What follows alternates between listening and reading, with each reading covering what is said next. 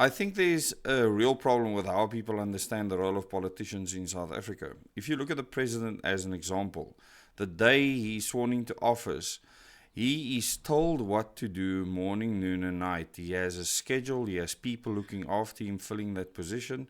And what happens is that he just fills a gap that is created within the political system within the country.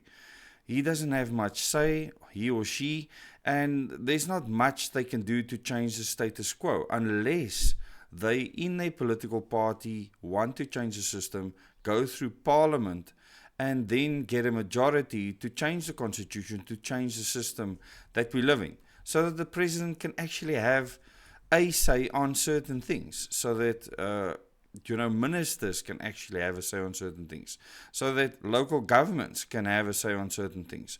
At the moment, the system was designed so that large corporations benefit from the resources of South Africa.